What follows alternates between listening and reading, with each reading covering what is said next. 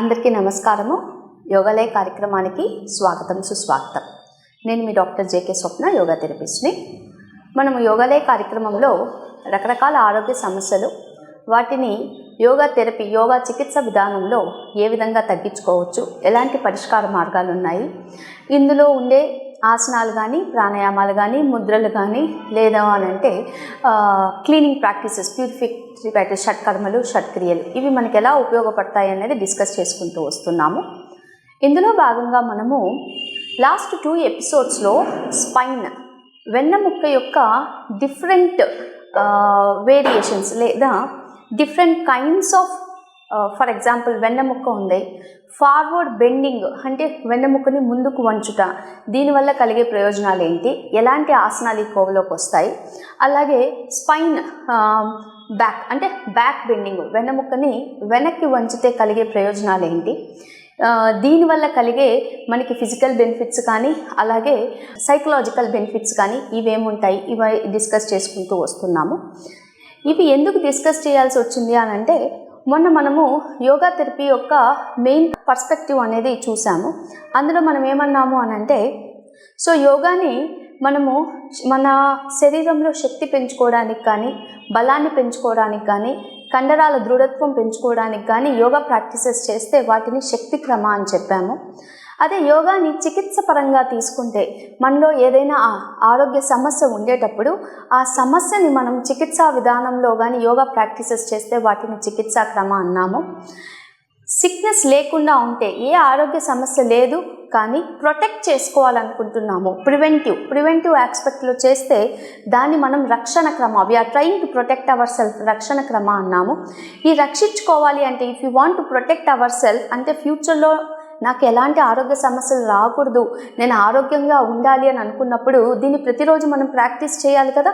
So సాధన క్రమ ఇవి చెప్పుకుంటూ వచ్చాం. ఇది కాకుండా ఇవంతా మీరు పర్ఫెక్ట్గా ఉన్నారు, హెల్త్ బాగుంది, మీకు ఎటువంటి ప్రాబ్లమ్స్ లేనప్పుడు మనం ఆధ్యాత్మిక క్రమ ఫాలో అవ్వచ్చు. ఆధ్యాత్మిక క్రమ అని అంటే who I am, self realisation, మోక్షము ఎలా పొందాలి, మనము హయ్యర్ లెవెల్ ఆఫ్ కాన్షియస్నెస్కి వెళ్ళాలి అని అనుకుంటే స్పిరిచువల్గా ఆధ్యాత్మిక క్రమ ప్రాక్టీస్ చేయాలి అన్నాం.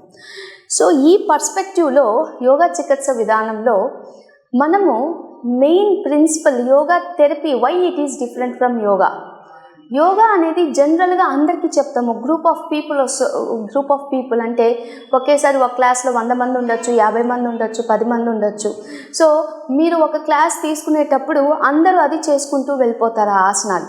అదే యోగా థెరపీలో ఏంటి అని అంటే, మనం ఎన్ని విధాలుగా ప్రాక్టీస్ అంటే ఒక ఆసనం చెప్పేటప్పుడు ఎన్ని విధాలుగా ఆలోచించాలి అని అంటే, నెంబర్ 1 ఫస్ట్ ప్రిన్సిపల్ యుక్త శిక్షణ అంటే ఒక ఆసనం ఇచ్చేటప్పుడు ఆ వ్యక్తి ఇది చేయగలుగుతాడా లేదా, తన శక్తికి అంటే మనం ఇచ్చే ఆసనము అతను తనకుండే బ్యాలెన్సు లేదా తనకుండే బాడీ టైప్ స్ట్రక్చర్ బట్టి అతను ఇది చేయగలుగుతాడా లేదా, అంటే ఎవరికి ఈ ఆసనం ఇవ్వాలి, ఎలాంటి పర్సన్కి ఆసనం ఇవ్వాలి, మన దగ్గరికి ఒక క్లయింట్ వచ్చినప్పుడు ఎటువంటి ఆసనం ఇస్తే ఇతను ఈజీగా చేయగలుగుతాడు అనేది యుక్తి అనేది మనం ప్రదర్శించాలి యోగా థెరపిస్ట్గా.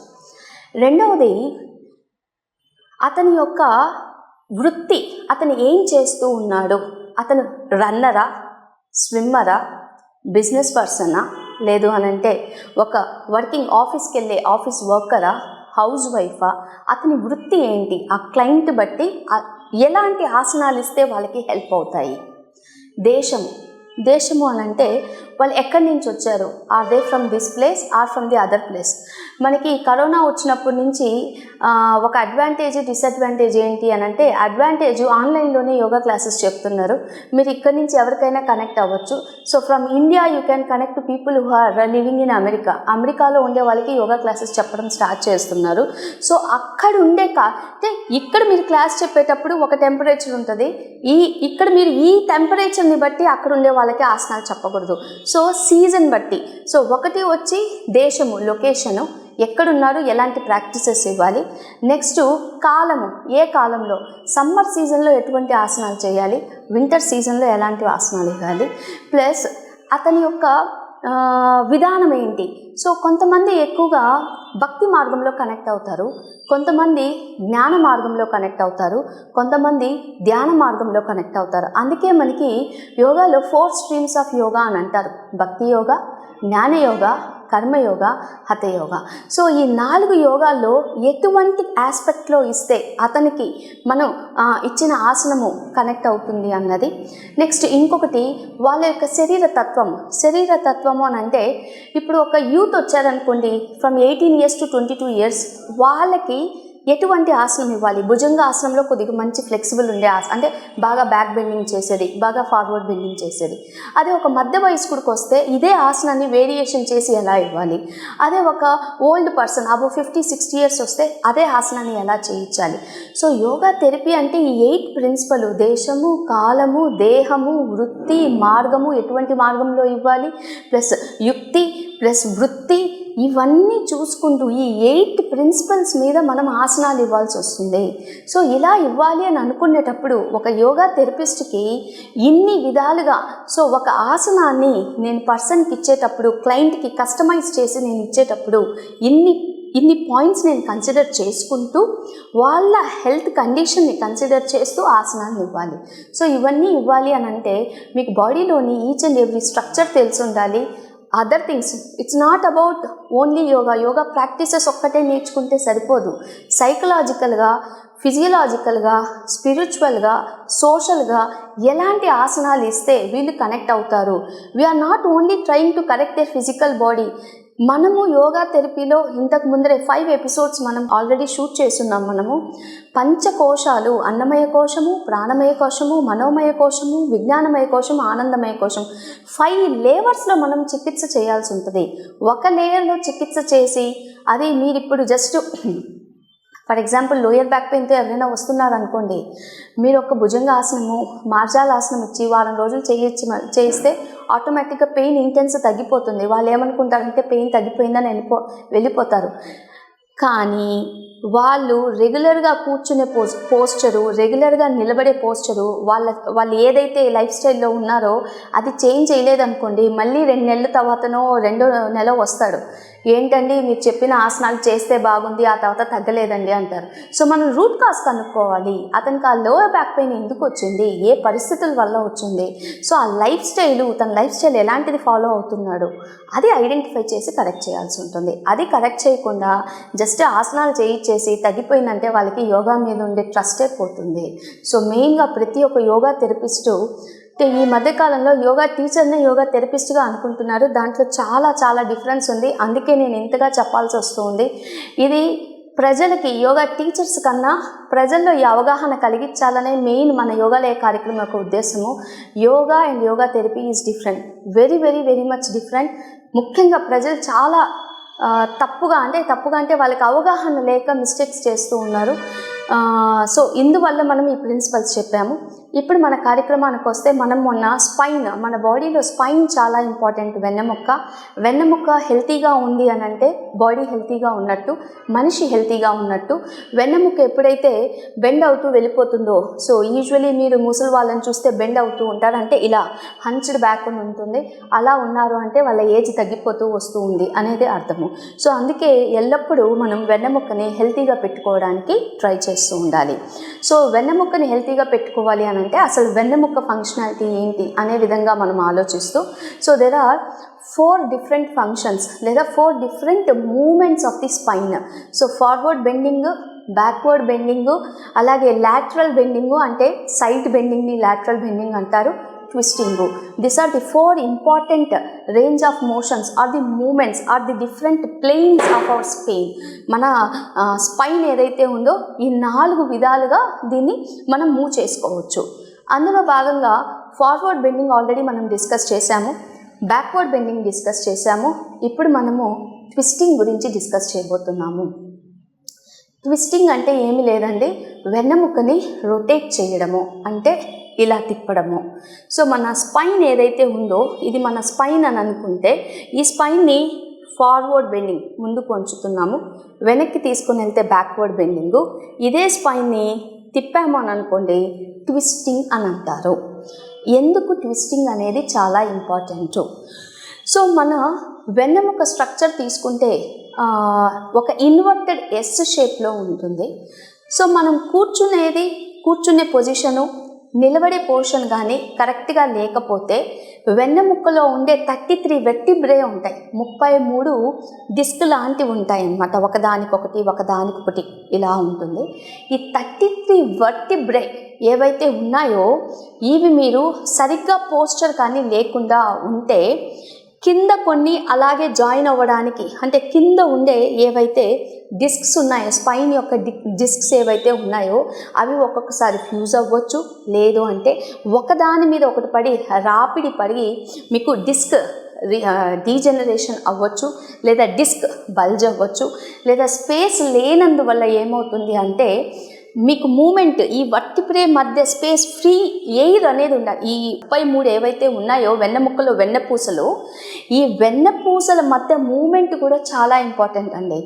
ఈ వెన్నపూసల మధ్య మూమెంట్ అంటే స్పేస్ అనేది మనం క్రియేట్ చేయాలి. వాటికి మూవ్ అవ్వడానికి కానీ మనం స్పేస్ క్రియేట్ చేయకపోతే దాని చుట్టూ ఉండే మజిల్ ఫైబర్స్, టెండన్స్, లిగ్మెంట్స్ ఏవైతే ఉన్నాయో అవి వాటి ఫంక్షనాలిటీని కోల్పోయి రిజిడ్గా తయారవుతాయి. రిజిడ్గా అంటే గట్టిగా తయారైపోవడము, ఫ్లెక్సిబుల్ అంటే మూవ్ అవ్వడానికి ఈజీగా ఉండడము. రిజిడ్గా తయారైతే మనకి లేనిపోని ప్రాబ్లమ్స్ వస్తాయి. మనకి ఇక్కడ మన వెన్నెముక్కలో కింద భాగాన్ని లోయర్ బ్యాక్, మధ్యలో ఉండేది మిడిల్ బ్యాక్, పైన ఉండేది అప్పర్ బ్యాక్. సో మీరు ట్విస్టింగ్ కానీ చేశారు అని గమనిస్తే, ట్విస్టింగ్ చేసినప్పుడు మన వీపుని ఇలా రొటేట్ చేస్తే అప్పర్ బ్యాక్ ఉంది కదండి, పైన ఉండే వెన్నెముక్క, నెక్, ఇవి ఎక్కువగా రొటేట్ చేయడానికి మనకి వీలు కుదురుతుంది. మన వెన్నెముక్కని లెఫ్ట్ సైడ్ రొటేట్ చేసిన, రైట్ రొటేట్ చేసిన రేంజ్ ఆఫ్ మోషన్ ఇవి ఎక్కువగా తిరుగుతాయి. అప్పర్ బ్యాక్, మీ సర్వికల్ స్పైన్ ఏదైతే ఉందో ఎక్కువ తిరుగుతుంది. అదే మిడిల్ బ్యాక్ ఉందనుకోండి, పైన ఉండేది ఒక 60 డిగ్రీస్ రొటేట్ చేయగలిగితే మిడిల్ బ్యాక్ మధ్యలో ఏదుందో అది 45 డిగ్రీస్ దాకే రొటేట్ చేయగలుగుతాం. ఎందుకని ఇలా జరుగుతుంది? మన వెన్నెముక ఇక్కడ కనెక్టెడ్ కదా. So you can't rotate the entire body. కింద నుంచి లోయర్ బ్యాక్లో నుంచి పైన దాకా మీరు రొటేట్ చేసేటప్పుడు కింద ఉండే లోయర్ బ్యాక్ ఏదైతే సేక్రమ్ రీజన్ అంటామో, లంబార్ రీజను, ఇది కొద్దిగా రొటేట్ అవుతుంది. దీని యాంగిల్ రొటేషన్ కొద్దిగా ఉంటుంది.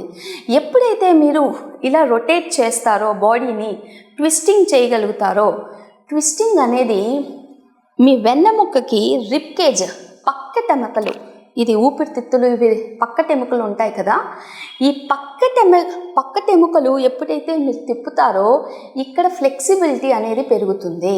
సో మీ శరీరం ఎప్పుడైతే మీరు సైడ్ ట్విస్ట్ చేస్తారో పక్కటెముకల యొక్క ఫంక్షనాలిటీ పెరుగుతుంది. ఇవి ఎక్కువగా ఎలాస్టిసిటీ, అంటే ఇక్కడుండే మజిల్ ఫైబర్స్కి ఎక్కువ మీరు స్పేస్ అనేది క్రియేట్ చేయగలుగుతారు. దీనివల్ల రెస్పిరేటరీ సిస్టమ్ ప్రాబ్లమ్స్ ఉండే వాళ్ళకి ఈ ట్విస్టింగ్ పోస్చర్స్ చాలా చక్కగా హెల్ప్ అవుతాయి. ఎప్పుడైతే మీరు బ్రీతింగ్, ఈ రెస్పిరేటరీ సిస్టమ్ని మీరు ఈ సైడ్లో ఉండే మజిల్స్కి ఎలాస్టిసిటీ పెంచడానికి ప్రయత్నం చేస్తున్నారో ఆటోమేటిక్గా ఇమ్యూన్ సిస్టమ్ అనేది స్ట్రెంగ్తన్ అవ్వడానికి హెల్ప్ అవుతుంది. So first and foremost reason twisting అనేది ఎందుకు అవసరమో అనంటే, మనం ఎప్పుడైతే ట్విస్ట్ చేస్తామో వర్టిబ్రే మధ్య ఉండే స్పేస్ అనేది ఇంక్రీజ్ అవుతుంది. అంటే వెన్నపూసల మధ్య స్పేసు మనం వాటికి మూమెంట్ అనేది ఇస్తున్నామో, ఆ మూమెంట్ వల్ల ఎప్పుడైతే బాడీ తిప్పుతామో మీకు పక్కటెముకలు, ఇక్కడుండే సైడ్ మజిల్, ఈ రెండింటిని మనం మూవ్ చేసేటప్పుడు ఎక్కువ ఆక్సిజన్ తీసుకోవడానికి హెల్ప్ అవుతుంది.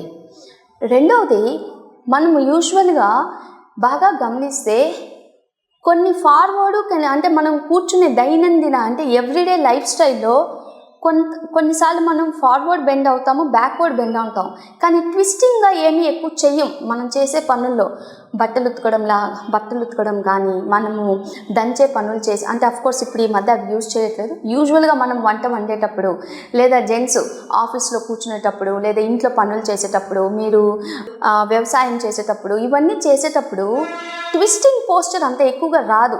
ఫార్వర్డు, బ్యాక్వర్డ్ కూడా చాలా తక్కువగా ఉంటుంది. సో మనకి శరీరంలో 4 మూమెంట్స్ ఇచ్చాడు స్పైన్కి 4 మూమెంట్స్ ఇచ్చినప్పుడు ట్విస్టింగ్ మూమెంట్స్ని కూడా మనం ఇంక్లూడ్ చేయగలగాలి. ట్విస్టింగ్ మూమెంట్స్ని ఇంక్లూడ్ చేయగలిగితే స్పైన్ ఎక్కువగా ఫ్లెక్సిబుల్గా ఉంటుంది. ఎలాస్టిసిటీ అనేది పెరుగుతుంది. ఇది రెండవది, ఎలాస్టిసిటీ పెంచడం కోసం. మూడవది, మన శరీరంలో స్పైన్ అనేది సెంట్రల్ నర్వస్ సిస్టంలో ఒక ముఖ్యమైన ఆర్గన్. అంటే సెంట్రల్ నర్వస్ సిస్టము అని అంటే అందులో మన స్పైన్, బ్రెయిన్ ఉంటాయి.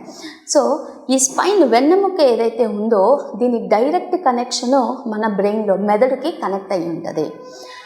సో మనకి ఎప్పుడైనా ట్రామాస్ అంటే భయాలు, ఫియర్, యాంగ్జైటీ, డిప్రెషన్లో వీటి యొక్క main storage areas hip bones అని నిన్న చెప్పాం. హిప్స్ దగ్గర ట్రామాస్ ఎక్కువ స్టోర్ అవుతూ ఉంటాయి. And at the same time tail బోను ఏదైతే మన వెన్నెముక యొక్క చివరి పార్ట్ ఉంది కదా, టెయిల్ బోను, అక్కడ కూడా వీలైనంత వరకు ట్రామా ఎక్కువగా స్టోర్ అవుతుంటుంది. Anxiety, depression. సో స్ట్రెస్, ఒత్తిడి కానీ గురైతే ఈ టెయిల్ బోన్ యొక్క డైరెక్ట్ కనెక్షన్ బ్రెయిన్కి ఉంటుంది కాబట్టి ఒత్తిడి వల్ల కూడా చాలామందికి లోయర్ బ్యాక్ పెయిన్ వస్తూ ఉంటుంది. ఈ ఒత్తిడిని రిలాక్స్ చేయాలి, రిలీజ్ చేయాలి బాడీలో అంటే మన స్కెలిటన్ ఏదైతే ఉందో పైన నుండి కింద దాకా అస్థిపంజరం కానీ తీసుకుంటే అందులో మన హిప్ నుండి మన బ్రెయిన్ దాకా యాక్సియల్ స్కెల్టాన్ అని అంటారు. ఈ యాక్సియల్ స్కెల్టాన్లో ఇది ఇంపార్టెంట్ పార్ట్, మన బ్రెయిన్ పుర్రె. ఆ తర్వాత ఉండేది ఏమేమి ఉంటుంది, మన వెన్నెముక్క, మన రిబ్ కేజ్, మన స్టమక్, మన లివరు, గాల్ బ్లాడరు, కిడ్నీస్, వీటన్నిటిని కలిపితే యాక్సియల్ స్కెల్టాన్ అంటారు.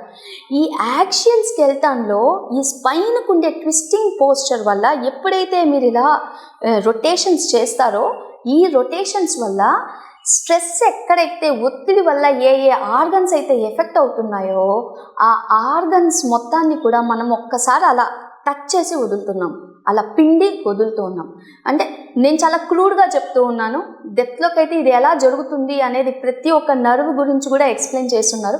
సో అలా మనము ఎప్పుడైతే ఇలా ట్విస్ట్ చేస్తామో అలా ప్రెస్ చేసి అన్ని ఆర్గన్స్ని వదులుతున్నాం కాబట్టి వాటికి కొద్దిగా స్పేసు, ఎక్కువ ఆక్సిజన్ తీసుకున్నందువల్ల ఒత్తిడికి కారణమయ్యే మనం ఏవైతే హార్మోన్స్ ఉన్నాయో అవన్నీ కూడా కరెక్ట్ చేయడానికి హెల్ప్ అవుతుంది.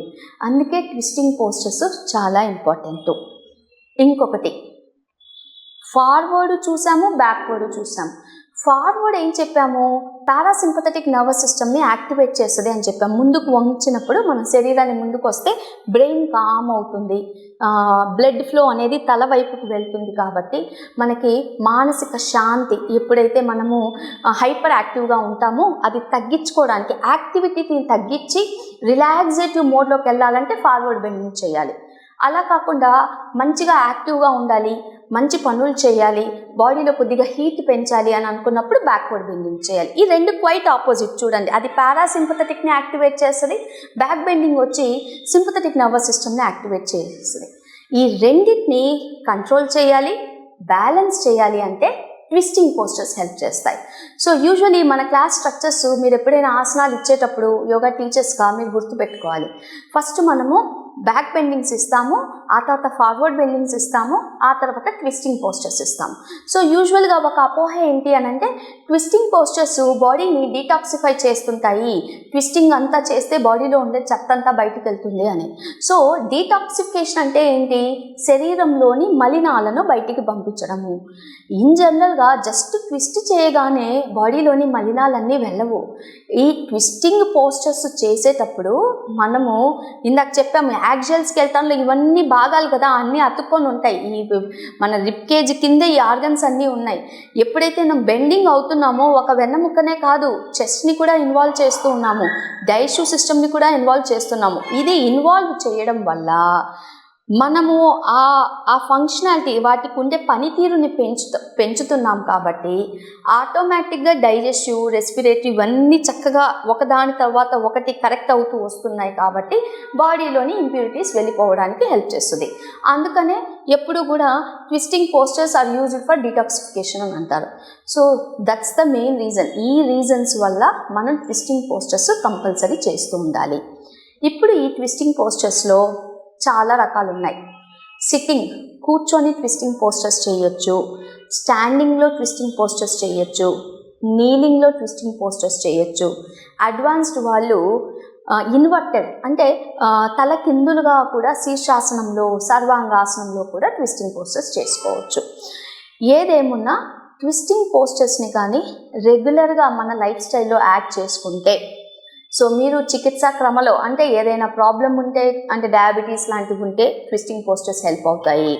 అదే మీరు శిక్షణ క్రమ అంటే మీరు బాడీని బాగా స్పైన్ని హెల్తీగా పెట్టుకోవాలి అని అనుకుంటే అర్ధ మత్స్యేంద్రాసనము, పూర్ణ మత్స్యేంద్రాసనము ఇవన్నీ చేస్తే మీ స్పైన్ మంచిగా ఫ్లెక్సిబుల్ అవుతుంది. రక్షణ క్రమ ఏ ప్రాబ్లమ్స్ రాకుండా ఉండాలి అని అంటే పరివృత్త త్రికోణాసన ఇలాంటివన్నీ చేస్తే కూడా మీకు డెఫినెట్గా బాడీలో మంచి అంటే you are trying to improve your hormone level, immunity సిస్టమ్ని మనము స్ట్రెంథన్ చేసుకోవడానికి హెల్ప్ అవుతుంది. సో ఈరోజుటి కార్యక్రమంలో మనము basic principles of yoga therapy for an individual, ఒక యోగా థెరపిస్ట్గా ఒక క్లయింట్కి మనము ఆసనాలు ప్రాణాయామాలు ఇచ్చేటప్పుడు ఏ ఏ కారణాలు అంటే what are the factors we should look into, దేశము, కాలము, మార్గము, యుక్త శిక్షణ, ఇలా డిఫరెంట్ 8 ప్రిన్సిపల్స్ని ఎక్స్ప్లెయిన్ చేశాము. అలాగే ట్విస్టింగ్ పోస్చర్స్ యొక్క మెయిన్ ఇంపార్టెన్స్ అనేది డిస్కస్ చేశాము. వీటికి సంబంధించిన ఆసనాలు మనం నెక్స్ట్ ఎపిసోడ్లో చూద్దాము. అప్పటిదాకా సెలవు తీసుకుంటూ నేను మీ డాక్టర్ జేకే స్వప్న, యోగా థెరపిస్ట్ని. Thank you.